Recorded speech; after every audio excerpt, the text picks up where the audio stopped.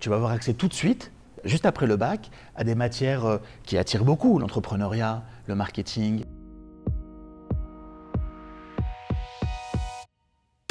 Dans le post-bac, tu peux faire une école qui s'appelle un bachelor en 3 ans, une école en 4 ans qui s'appelle aussi bachelor, ou une école en 5 ans qui s'appelle programme grande école.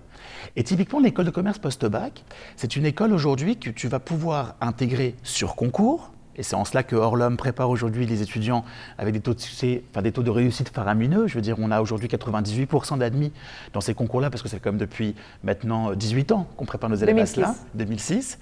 Là, tu as des grands noms quand même qui ressortent. Tu as l'IESEG, qui est la numéro 1 des écoles de commerce post-bac, mais tu as aussi l'ESSEC, dans sa version qu'on appelle bachelor, et pas dans sa version grande école comme j'ai fait moi après une prépa. Mais ça reste quand même une marque qui est fabuleuse.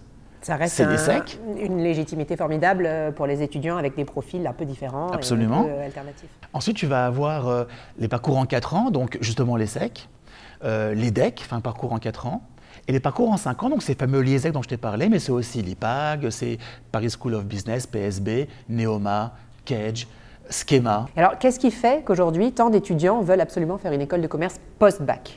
Alors, je vais juste te rectifier sur une chose, c'est le temps d'étudiants. Ça reste quand même aujourd'hui un parcours qui attire un peu moins d'étudiants qu'avant. Et je t'expliquerai pourquoi après.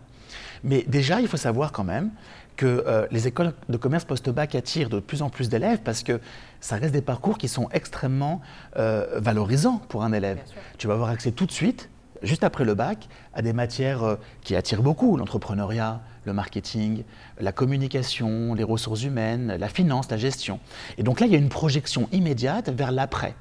Et quelque part, tu donnes de la visibilité à des étudiants qui seraient en manque d'ambition, en manque de confort dans leurs études, parce qu'ils savent très bien où ils sont, ils savent très bien où ils vont arriver. Alors maintenant, les écoles de commerce post-bac souffrent un petit peu parce qu'elles ont du mal à attirer ces fameux élèves qui voulaient faire une prépa et qui se sont dirigés vers le post-bac en pensant que ce serait plus ou moins pareil, sauf qu'elles ont perdu un petit peu du charme de la prépa en entrant dans le post-bac. Ça veut dire qu'elles ont perdu les mathématiques dans ce qu'elles ont de plus noble, on perd en entrant dans le post-bac la philosophie, la culture générale, on perd les langues à un très haut niveau.